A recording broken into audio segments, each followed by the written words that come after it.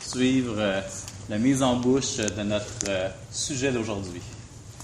OK, je trouvais ça intéressant tout à l'heure parce que là, on parle ici aujourd'hui à des gens qui, pour la plupart, sont déjà assez impliqués politiquement. On avait beaucoup de gens qui ont levé la main tout à l'heure quand Caro a demandé qui est allé voter.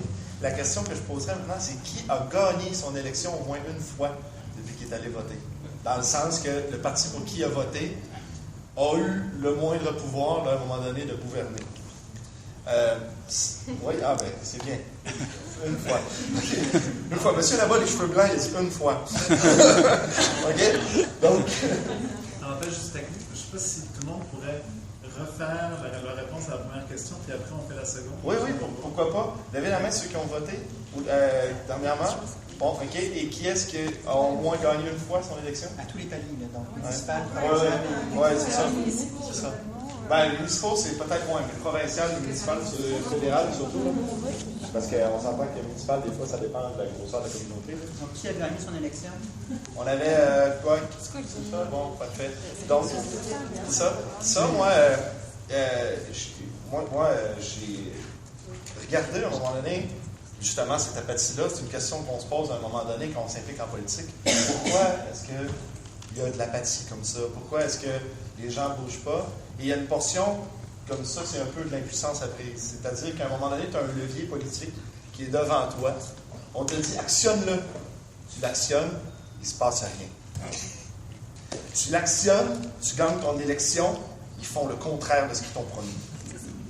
Après ça, tu essaies de l'actionner pour les sortir de là, il n'y a rien à faire. On dit, si tu n'es pas content, attends 4 ans, va voter. Oui, mais il n'a pas marché, ce levier-là. Puis là, à un moment donné, ça, c'est sûr que ça crée une certaine apathie. La démarche des 100 partis, c'est justement une critique qui est structurelle. Donc, pourquoi est-ce que, structurellement, actuellement, le système politique ne fonctionne pas? Dans le sens de démocratie, dans le sens de Vox Populi, Vox Dei, que le peuple doit avoir un mot à dire, doit contrôler ses élus. On dit toujours, ça se décide d'en haut, ça vient d'en haut, il faut réussir à influencer nos décideurs, il faut sortir dans la rue. En 2012, 100 jours de manifestation, les gens sont sortis dans la rue, il y a eu un brouhaha incroyable, les gens n'étaient pas contents parce qu'il y avait du désordre, mais il n'y a pas personne qui s'est dit, merde, comment ça se fait qu'on peut sortir 100 jours dans la rue, puis même pas avoir vraiment là, un débat de société comme qui va faire, OK, good, on va réviser cette loi-là, on va la mettre là, puis on va avoir un référendum au Québec, on va régler la question. Et puis donc, à ce moment-là, c'est ce grand manque de démocratie-là qui mène à l'idée des 100 partis, c'est-à-dire que les règles politiques, économiques, ou peu importe les règles qu'on se donne, ce sont des règles humaines. C'est un système qu'on se donne dans la société pour dire on va fonctionner comme ça, puis comme ça va permettre à telle chose de fonctionner, aux gens d'avoir une éducation, etc. Mais ce système-là, ça fait des siècles qui ont été définis. En fait, les démocraties, qu'on dit les démocraties modernes, ont été définies surtout après les révolutions américaines et françaises, par des bourgeois, des hommes blancs. Okay? Donc, c'était que des hommes, ils étaient blancs, ils étaient bourgeois. Et puis, c'est eux qui ont inventé un système qui les représentait, parce qu'ils l'ont écrit de leur point de vue. Et puis, nous, on se définit comme citoyens constituants dans le sens qu'on croit vraiment que la société a évolué énormément, la politique a évolué énormément, nos moyens de faire la politique ont évolué énormément. Et on défend l'idée que la population puisse écrire les règles qui s'appliquent au pouvoir. La Constitution, qu'on appelle. Et donc, ce qu'on a le droit ou pas de faire quand on est au pouvoir, quand on est au service du citoyen. C'est-à-dire que normalement, c'est des serviteurs publics. On dit, j'ai vu Philippe Couillard cette semaine, a dit ça justement, c'est peut-être parce que les gens ne nous voient pas comme des gens qui ont décidé d'agir et de se mettre au service de leur population. Ben, ça paraît pas.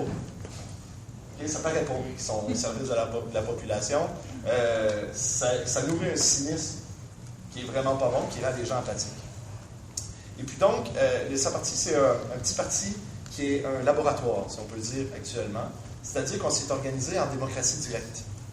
Je ne sais pas si les gens ici qui sont familiers avec la démocratie directe, probablement beaucoup quand même ici. Donc, c'est un système où tout le monde a le même droit de vote, La plupart du temps, on a un système où c'est pas la dictature du 50% plus 1. Vraiment, on doit discuter puis obtenir des compromis qui intègrent tout le monde. Et puis donc, ça, c'est super important quand on a des minorités dans une société, d'intégrer tout le monde. Donc, le projet, nous, on l'a établi comme un parti politique. Pourquoi? Ben parce qu'il y a plein de véhicules qu'on pouvait utiliser. Mais nous, on a décidé d'utiliser l'élection pour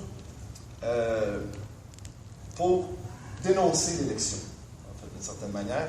Dénoncer le fait que c'est le seul moment où on va pouvoir avoir la parole, le seul moment où on va pouvoir parler. Puis c'est pas pour parler, c'est pour dire qui va parler à notre place. Dans un bassin de 50, 60 000 individus, on va choisir à travers des gens qu'on ne connaît pas, sur des pancartes, sur peu d'informations. Et donc, à ce moment-là, on n'aura plus de contrôle après. Donc, il faut miser sur le bon cheval. Donc, ça, en 2016, c'est quelque chose qui est inconcevable. Pour moi, je trouve que c'est vraiment inconcevable parce qu'on a tellement les moyens de se consulter, on a tellement les moyens d'avancer autrement. En fait, l'histoire nous a montré aussi une chose très importante, c'est que le pouvoir corrompt. Systématiquement, le pouvoir corrompt. Donc, moi, je pourrais arriver et vous dire n'importe quoi. Je pourrais vous dire, je suis le meilleur, faites-moi confiance, je suis vertueux, et puis, c'est ça, si vous me faites confiance, moi, je ne ferai pas d'erreur. Mais qu'est-ce que j'en sais? Qu'est-ce que j'en sais? Je ne suis pas là. Qu'est-ce que j'en sais? Et donc, à ce moment-là, ça prend des structures de contrôle. Il faut se mettre pas au service d'un être humain, il faut se mettre au service de principes, d'une valeur commune. Donc, quand on prend la parole en tant que citoyen dans une démocratie, on devrait donner des guides. Et puis à ce moment-là, on devrait contrôler ce qui se passe à ce niveau-là. Et donc, c'est cette idée-là qu'on a créée au niveau des 100 partis. Il n'y a pas de chef. Bon, il y en a un au bureau du DGE, là, parce que, bien entendu, pour eux, ça prend un chef. Là. Mais en fait, mon vote, il ne vaut pas plus que n'importe quel membre à adhésion gratuite des 100 partis. Le principe est là. C'est que, en fait, c'est pas comme ça qu'on peut fonctionner. Ce qu'on doit faire, pour nous, en tout cas, on s'est bien basé sur Occupy Wall Street, là, notamment, les assemblées qui faisaient là. Comment est-ce qu'on peut fonctionner pour que les gens y aient du pouvoir? Et quand les gens ont du pouvoir, tout à coup, ils s'informent. Tout à coup, ils participent. Dans les municipalités, on en voit certaines municipalités qui font beaucoup de consultations publiques, etc. On voit les gens sont mobilisés. Ils ont envie d'aller participer à la corvée de nettoyage parce que c'est eux qui avaient développé pour ça, qui avaient travaillé là-dessus et tout ça. Et puis donc, ça fait une société beaucoup moins apathique, beaucoup plus participative.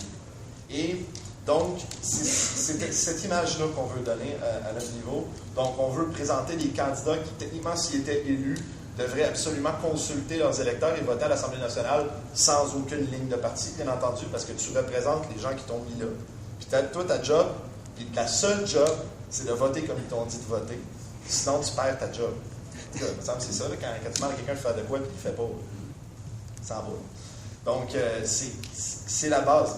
Le métier le plus important, d'une certaine manière, c'est ça, c'est de gérer notre société. Tu sais, c'est quelque chose de super important. Si tu ne respectes pas ton mandat, comment ça se fait qu'il n'y a aucun mécanisme qui se met en place pour te sortir de là? Tu sais, donc, à ce moment-là, c'est cette idée-là. Les citoyens constituants, c'est à ce niveau-là.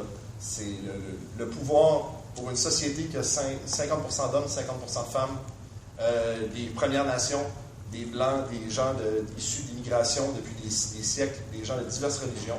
Ces gens-là devraient avoir le droit, de manière représentative, d'écrire le projet de la Société du Québec. Dans le premier panel, pour ceux qui étaient là, on se posait la question, où est-ce qu'on est, qu'est-ce qu'on est comme citoyen? On est citoyen de quoi? Ben, c'est ça, ça nous prend un projet auquel on peut se reconnaître, dans lequel on peut se reconnaître. Est-ce que c'est un pays du Québec? Est-ce que c'est une province du Canada? Je ne sais pas. Mais est-ce qu'on peut se reconnaître? Est-ce qu'on peut avoir le débat à ce niveau-là? Et puis, pas laisser juste des gens, à travers les médias, nous dire ce qu'on devrait penser, nous dire vers où on devrait aller. Je pense que j'ai pas mal fait mon temps.